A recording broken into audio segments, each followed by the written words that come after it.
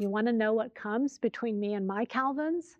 An advertising slogan used in 1981. What did that ad do to the entire denim industry to change it forever? And what is the current trend for denim? We'll explore denim today on Fit to Stitch.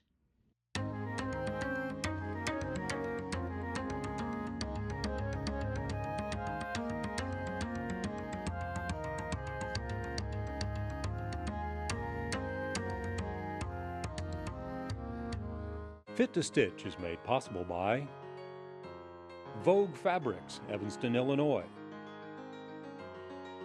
Valdani Threads; Kai Scissors; Sew Steady;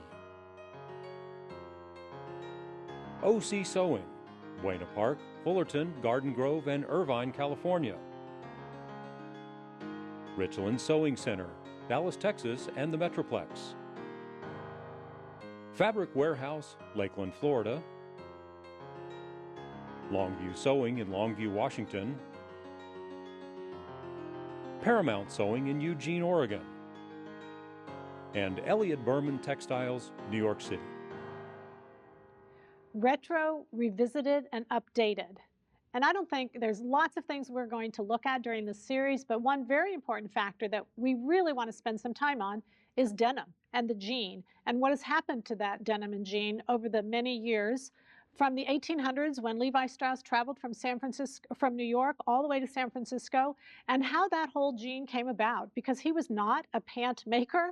He was in the surplus business, and so he sold many things that had nothing to do with jeans, and the jean actually evolved from that point. Now, I've asked Steve to be on this show with me today because Steve, his background, he has over 40 years in the denim industry. He is a denim expert. So I'm going to ask him to come on here today because, good morning, how are you? I want to address certain things that he's going to know so much more than any of the rest of us. So thanks so much for being here. Good to be here. The first thing we want to talk about is that ad in 1981, Brooke Shields. Oh, yeah. What did that do to the denim industry? Boy, that really was a benchmark for the denim industry because it really positioned denim as a mainstream category for women's apparel. But going back even further than that, in the 50s when James Dean appeared in that movie and really set the stage as a rebel, everybody wanted to wear jeans. Rebel Without a Cause. Rebel Without a Cause. There you go. I almost forgot that. So then as it transcended through the next few generations, the hippie generation embraced denim, and that also positioned it in a big way, right? It did. It was huge. So, and then along comes Brooke Shield, really the all-American girl. Well, maybe. Maybe, wouldn't you say? Not by my father's standards. Right? And so she did this really rather risque ad at the time. She did. But it positioned denim, and women's perception of denim is it's okay to look sexy in my jeans.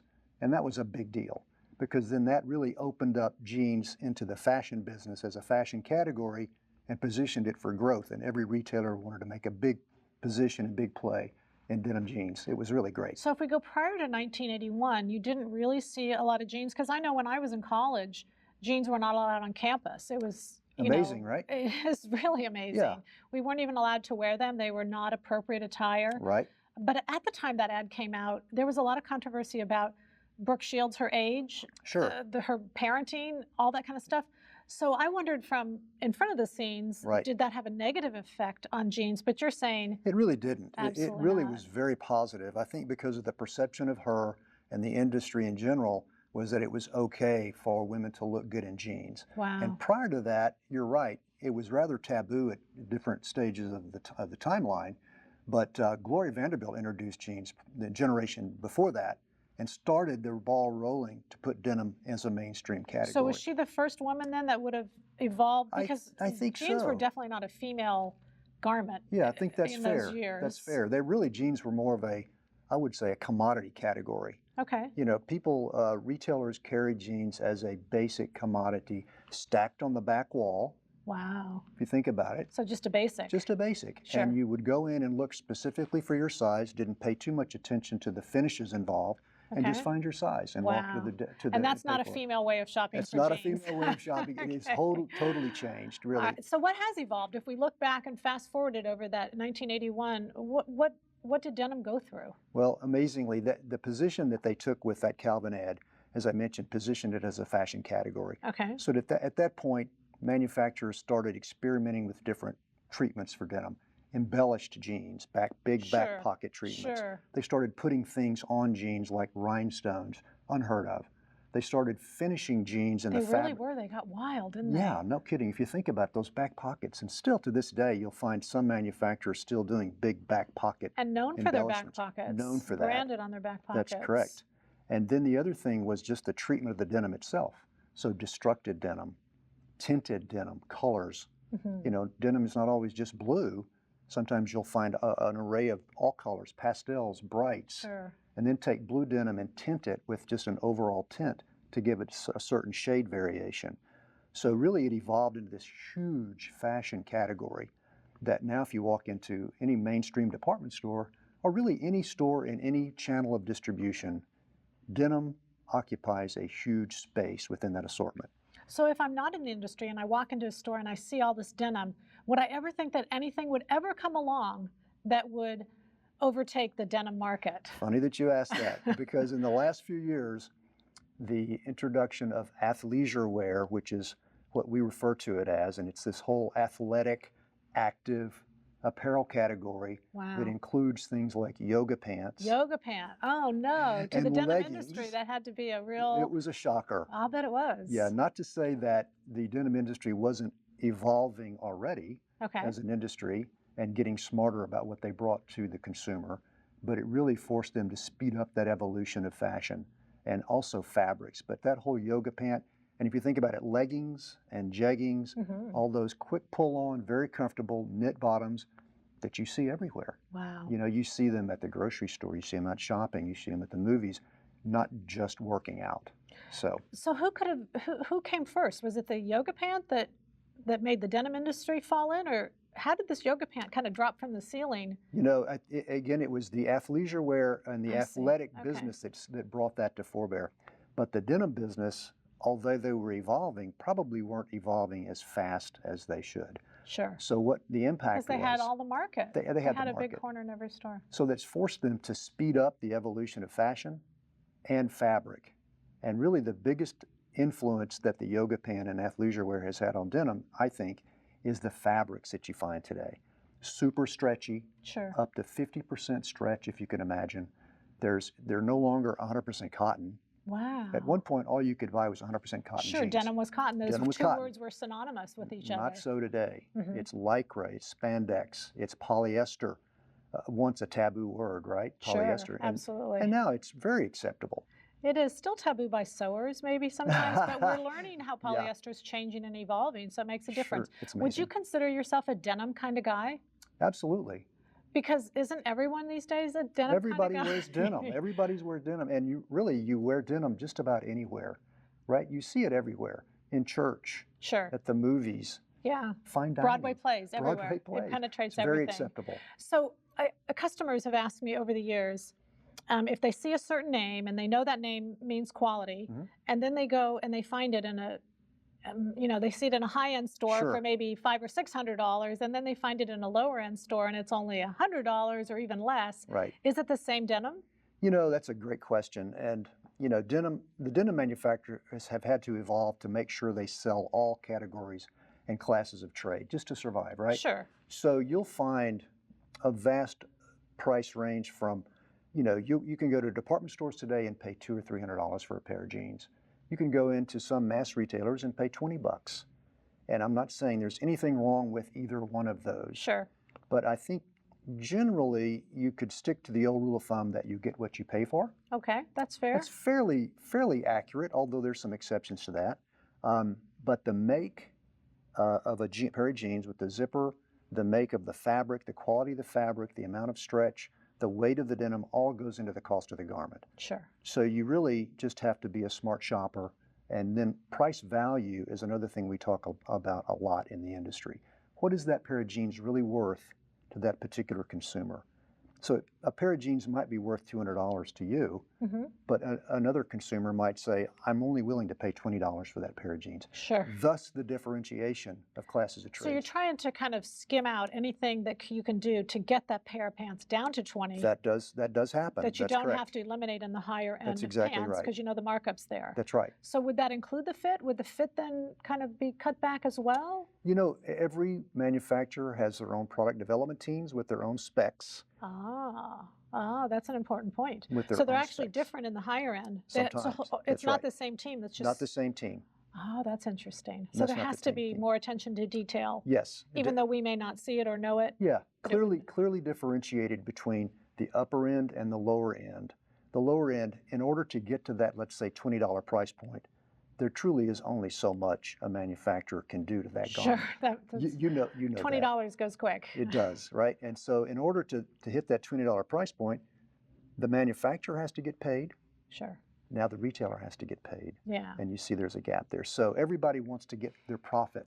Yeah. And That's not a lot left. no, it's Definitely not it's a lot tough left. business. Well, this has been really exciting, and I really Great. appreciate your time. Thank you. Denim is just a fabric we'll use, and we'll look at it a little bit differently now that we have a little more knowledge about Good. its evolution. Thanks So for having me. Thank you so much You for bet. being here. Bye-bye. All right, so as we look at that denim, and as we understand when it was really not initially even used for women, Levi Strauss was a tent maker. He actually took the denim, he made it into a pair of pants at the request of some of his customers, and there were problems with it. And those problems, and what he tried to do over the years was evolve those issues. Part of it was making that denim softer. But in those days, until Gloria Vanderbilt, Brooke Shields came along, it really wasn't a female garment, a female item. Today, we're going to make it a female item. Not that it hasn't been done before us, but we're going to bring Jeannie on because I think what's important is to make sure the fit is absolutely the best possible way it can be. So we're going to go over this fit. We're going to talk about just some really simple things to do. And as we do the fit, we're going to actually make the changes on the tissue so that you can see what's happening to the denim and then what's happening to the tissue as we go along. And I've got both the front and back of this pant here on the table. Keep in mind that what we want to know is when we first made the muslin, and what we did is Jeannie, we measured her size. You want to get the right circumference. Circumference is really important, and you don't want to cut pockets, flies, none of that's important, but it is important to put the pocket up and cut this as one. So what we've done here is we've put the pocket behind and we've cut that whole front as one. You don't want to deal with the pockets or any of that nature. So when we go to fitting, the first thing I'm going to ask Jeannie is about the crotch. Is it comfortable at the crotch? When we start to fit a pant, the first orientation we go to is the crotch, and you're going to put that crotch where you want it, and then pull the pant up or down according to your comfort level. Right there. What holds that crotch in place is circumference. So I'm going to work evenly on both sides, and I'm going to make sure that her circumference stays. You just stay where you are, Jeannie, and I'll go around you. Where that circumference stays where it is. And all I need is 2 pins there. 2 pins will hold the crotch, yes? Now keep in mind this is a denim. So a denim is going to be fitted because, as Steve talked about, the stretch that's going on in denim now, we're going to have that little bit of stretch. If you are making a stretch denim and that's your final product, you'll want your muslin to be stretch as well. You'll want to duplicate as closely as possible a trial or mock-up. And one question that Steve and I talked about before is manufacturers never just make a new product and spit it out. There's trials and trials and trials and trials. So be patient with the process. This is at least a trial that you need to do to make sure it's correct. So we're going to start in the back. I'm going to turn Jeannie around. And almost any time we, as women, put on a pair of pants, there's always these wonderful, beautiful gaps underneath our rear end. And many of us try to fix those at our rear end. And those are not at our rear end, or the fix is not our rear end. They actually come from the hip line. And they come from the hip line because when the skirt is made into a pair of pants, they are opened up at the hip line. And so if your rear end, and this is widest here, it's going to taper to nothing over here. So what I'm going to do in the back is I'm going to take it here. I'll measure it to make sure it's all the same. You guys will understand that. But then I'm just going to put a little tape right where that is. And because center back sews to center back, that's all I need to do. But you can see how much that picks up the leg of the pant. We're only going to do one side just so you can understand it. But that's almost the very first thing you'll do on any jean. And the reason that happens is because as you make these jeans for a massive number of people, you're just not going to get every rear end size exactly right. And so by knowing that that skirt was open too much, I can pick this up and clean that up. Now we're going to do more, but then come into the waist. And a lot of times in jeans, we notice when we buy them ready-made, is the gapping in the back is more than what we want. Because the center back seam, if we look at the table, we can already see it's at an angle. I don't want to go into the center back seam because it'll just throw that center back seam into more bias. And more bias is instability. We don't want that. So instead of that, what I'm going to do is just take little darts right here at the waistband. Now, the coolest thing about making your jeans is you will always be able to get a better fit. There's no way that you're going to get the fit that you can get at home if you know what you're doing than you can off a store-bought pair. Now, when I do these, I just have to say this, it's not going to be in the final pant. Y'all understand that? It's going to go from here to here and end. Nothing in the final pant. Whenever a dart ends at the side seam, we're good. We're done. We're changed. This dart will start here, and it will end right at that yoke seam line. So that one's good as well. The last little cleanup I'm going to do, and it's going to help clean up the rest of these wrinkles. Anytime you see a diagonal wrinkle, we've talked about this earlier, you know it's depth. Depth means it's a dart. So if I took away circumference, that's just not going to be there. It's not going to make a bit of difference. If you want to take in circumference, you certainly can. That's really more just styling and personal taste. And I could just do that from the side seam of the table. But you notice that that doesn't fix the angles. Those angles are depth. And what I'm going to do is, Jeannie doesn't hit me in the head, I'm just going to take a little dart right at the top of that inseam. And I'll show you the pattern work for this in just a minute. But more importantly, I want you to show you what it will do. And I'm going to take that dart, the widest part of this dart is in the center, and it will taper to nothing at the side seam. So again, this dart is not going to be in the final product, but this is why we make a muslin, and our muslin is, there you go, look at that. Look at the difference. Isn't that pretty? The muslin is going to be our ability to change all those angles, and it's the angles that aren't right that cause that jean to just not be able to hang like we want it to. So if we go to the pattern, that change right there is just right at the top of the inseam, and we want to make it as high to the inseam as it can possibly be. So right there works. And if we follow all of our rules of pattern making, if you notice, it stops at nothing at the side seam, and so our pattern still lays flat. And according to all of our rules, you know, the pattern has to always be flat. So what that does is it changes the angles of the leg. If I do it here, because it sews to the front, it has to be done here in the front of the pant as well. So whatever that size is the same size I follow here.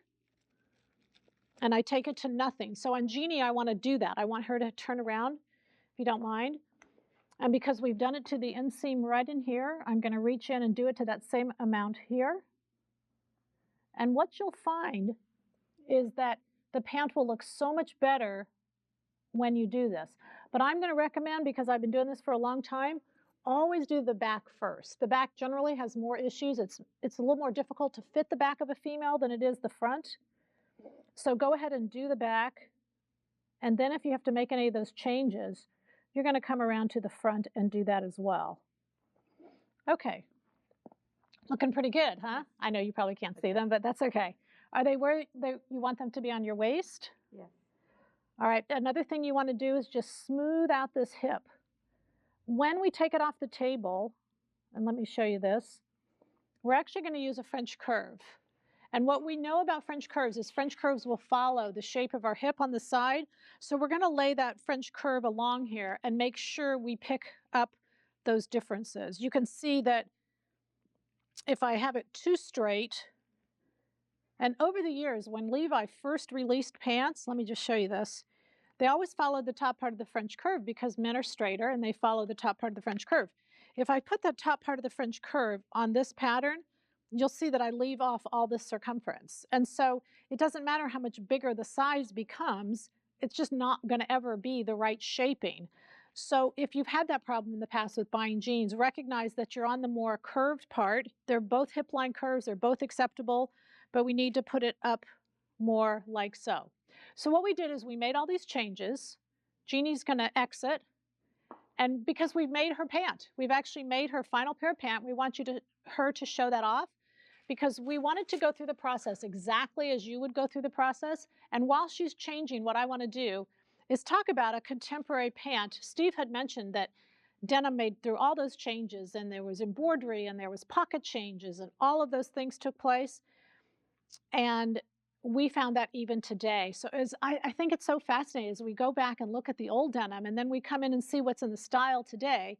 So just this week, I went to a high-end store, one of the highest end stores in the country, and bought this pair of jeans. And my purpose for buying it was to simply show you, look, I remember, and if you don't remember, you can look it up online, in the 70s, when we had all the embroidery and all the beautiful work that was done on this triangular added piece of fabric. So you're going to do this to your jean. You know you can do it even after you've fitted it. Once you have it, you're going to measure the circumference of the bottom because you can duplicate this exact same thing, or at least I'm going to duplicate it, and then I'm going to take them back because these are almost $500 and I can make these and so can you. So we're going to measure the bottom. We come up with 13 inches, so that's 26 all the way around. That's a big bottom.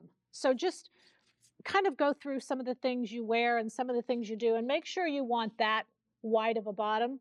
But I'm going to mark the 13 on here as to where it is. That's going to be my points. And then just measure how tall it is. And what do we know? It's triangular in length. It's the whole length of my paper. We create the triangle and we go ahead and we stitch it in. Notice that this is right about knee length because there's kind of a scoring in the knee that took place. So for whatever reason, they wanted to do that. Then there's so many great threads that we have today, and we picked up all kinds of beautiful threads you can use. Our embroidery machines will do a wonderful job on this. The only thing I would probably caution you on this is to use color fast threads when you do all this. Because even though it's a very old look, it's a very rugged look, it still doesn't have colors bleeding into one another.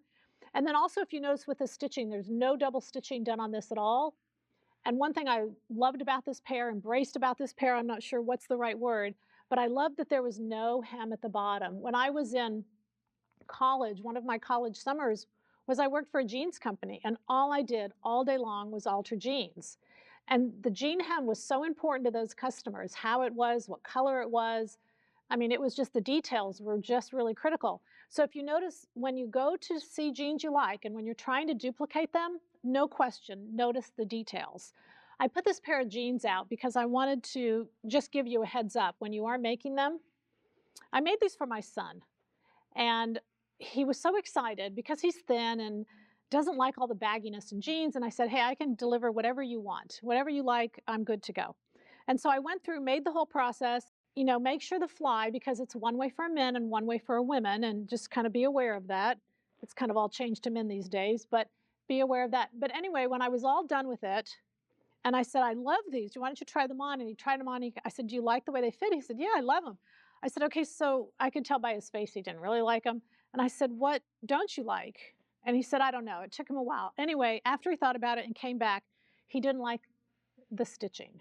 He didn't like the stitching here. He said it was too girly. So the bottom line, the lesson is pay attention to the details. Listen if you're making them for someone, and listen, because I went through all of this and I'm the only person who wears them now. So I'm going to bring Jeannie back on, and we want to show what she's done. Now, in this case, again, she took the muslin. We took the changes that we made. Changes are so easy, but I can't stress how important it is to make that muslin, because there's no way these changes, you can't scoop out the crotch more. That will make it longer. You can't shorten it from here. The right part of the pattern needs to be in the right part of the body. It's really important that you do them in the right part. I love your jeans. Do you like them? Yes, I do. Can you show off your rear? Do you mind? I know she loses all her inhibitions with us. They just look beautiful. The size of your pockets and placement of the pockets. Notice on the back, and for women, this is really important. This amount should be the same. If your pocket is pivoted to where it's out more, then your rear end will look wider. So just caution, just to lose about 5 pounds, just like that, make sure these are somewhat parallel to the center back seam, and that will really help you look your best. So we've learned everything we need to know about denim.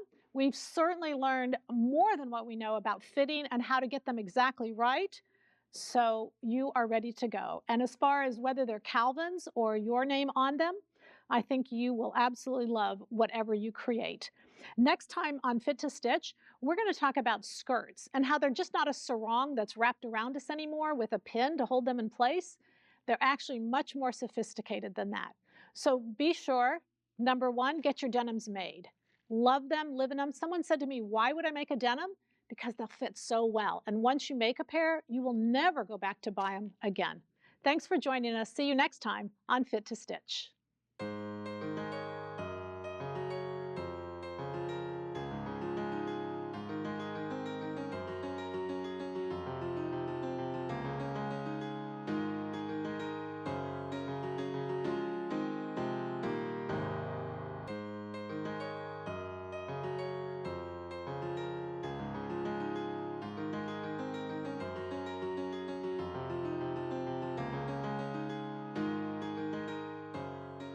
Fit to Stitch is made possible by Vogue Fabrics, Evanston, Illinois, Valdani Threads, Kai Scissors, Sew Steady, OC Sewing, Buena Park, Fullerton, Garden Grove, and Irvine, California, Richland Sewing Center, Dallas, Texas, and the Metroplex, Fabric Warehouse, Lakeland, Florida, Longview Sewing in Longview, Washington, Paramount Sewing in Eugene, Oregon, and Elliott Berman Textiles, New York City. Get your 4 DVD set of Fit to Stitch Series 5. Here's how.